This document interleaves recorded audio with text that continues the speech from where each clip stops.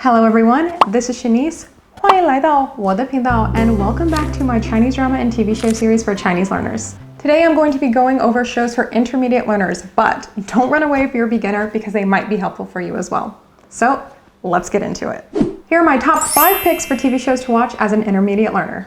So there's actually a web series that I used to watch to help me learn Chinese, and it was actually pretty good, but unfortunately it doesn't exist anymore. However, there is a show that I found that is called 快乐汉语 or Happy Chinese.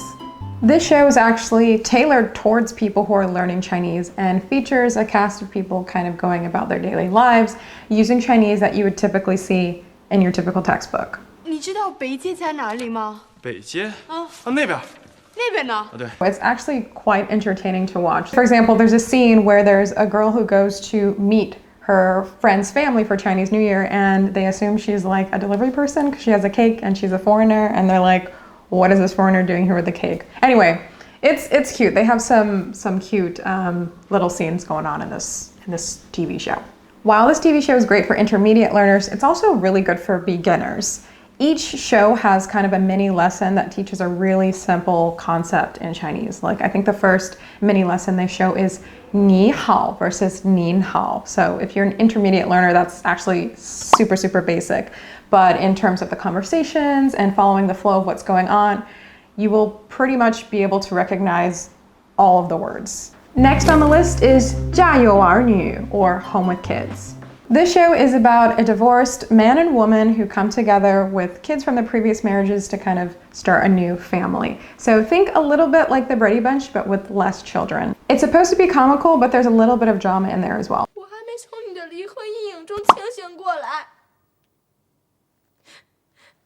你又给我找了一个后妈，这对我的幼小心灵是多么大的伤害呀！你懂不懂啊？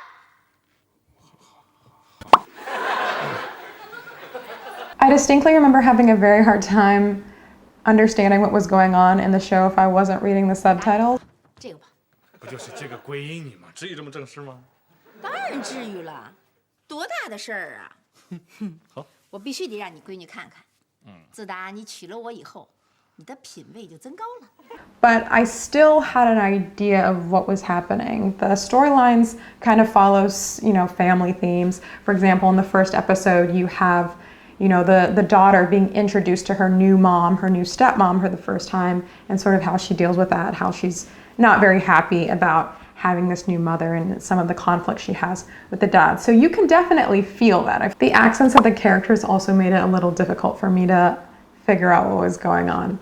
But still, it's good to be exposed to different types of accents, different speeds of talking, so I still recommend this show. And as a bonus tip, there is actually a book you can buy online. I was able to find it on Amazon. It's called Home with Kids, and it's a full textbook that breaks down the dialogue and new words and patterns. So I think it's amazing. I wish there were more textbooks like this for different TV shows. I think it would be super helpful for people who want to watch TV and learn with, a typical textbook type companion at the same time.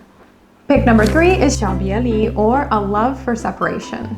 So it features 3 families who live in Shanghai, and it kind of goes through parents having to deal with being separated from their kids as they prepare to send them abroad for better educational opportunities. I feel like you get a nice view of Chinese culture as well, at least like in terms of home life and parents' expectations for kids, grades. 年级排多少名？数科生多少名128。？100。说什么方圆？ And teacher-parent relationships. So definitely a good insight into family life in China. Very suitable for intermediate learners. You might come across some 4-character phrases, but I went through the first episode several times, and I feel like even if you don't know some of these 4-character phrases, you should be able to follow along everything that's happening. Themes are pretty simple, like, the girl not doing very good with her grades in school, her getting a dog from one of her friends and trying to hide them from her family, and trying to get her dad to side with her so that he won't tell her mom about her bad grades. So really simple stuff to follow.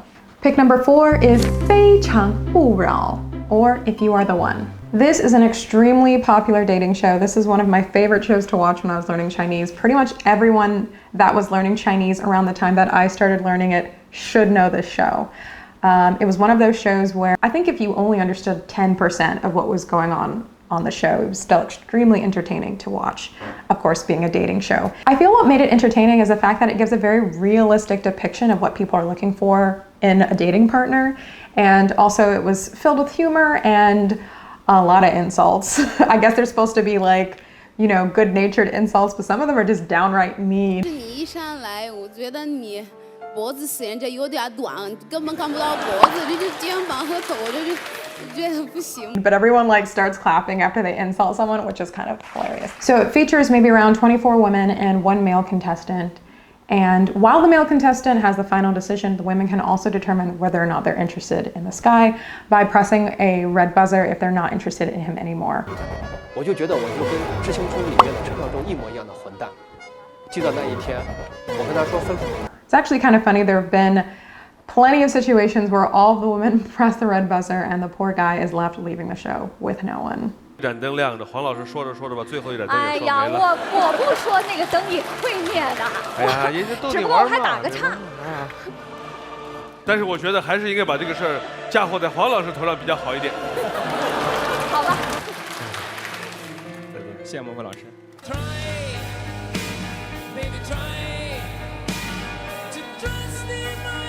Now, this is obviously different from a TV show. This is more of a real life situation. So you're going to be listening to people speaking daily Chinese, like the type of Chinese you would hear if you came to China and started talking to people. So definitely good if you want to improve that type of Chinese. I feel like people talking like regular Chinese on reality shows tends to be more realistic and easier to understand sometimes than TV shows and dramas. So I would recommend watching more reality TV shows like this as well. Also, the show is really interesting when they bring foreign contestants on the TV show. 黄老师，我就是觉得他太帅了，所以开心的不得了。 Because typically as a non-native speaker, it's easier to listen to other foreigners speak Chinese as well because, I don't know, we have a better time understanding each other. All right, and pick number 5 is Huan La Song, or Ode to Joy. The show features women from a diverse array of backgrounds. They have different ages, different careers, different goals, wants, needs, and it's very interesting to see how they kind of form a close-knit group of friends. I'd say the vocabulary in the show, for the most part, it's pretty easy to follow along with what's going on. Now, they do use some more complex phrases and ways of speaking with each other that might have you scratching your head, but I would still say this is a good show to watch to improve your Chinese listening comprehension. So no super complicated vocabulary though. When I say this, okay, when I say the vocabulary is not very complicated, what I mean is that when you're watching this, you should be able to understand at least 10 to 20% of it, just from vocabulary alone. There are going to be more complicated phrases and a way that they use words you might know, but it might be used in a way where you haven't seen it before and you're like, what are they saying? But you should still be able to follow the storylines if you're an intermediate learner who's somewhat proficient. Additionally, I did find a link on YouTube where if you press on CC, you can see the English translation. And I didn't go through the whole episode and read the English translation, but the English translation from what I did read is actually pretty good. 不是你们报的警，那谁报的呀？对啊，不是你们还有谁啊？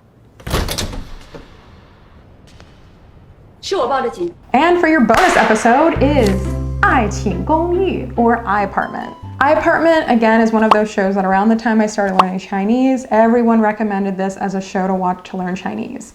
And I highly, highly, highly recommend it. I know it's sort of an older show. I think they have new episodes that go to the present day. But I would still start from season 1. It's supposed to be kind of a Chinese sitcom version of Friends. And I've never really watched Friends, but it does have sort of a Western feel when it comes to how they write some of the funny scenes.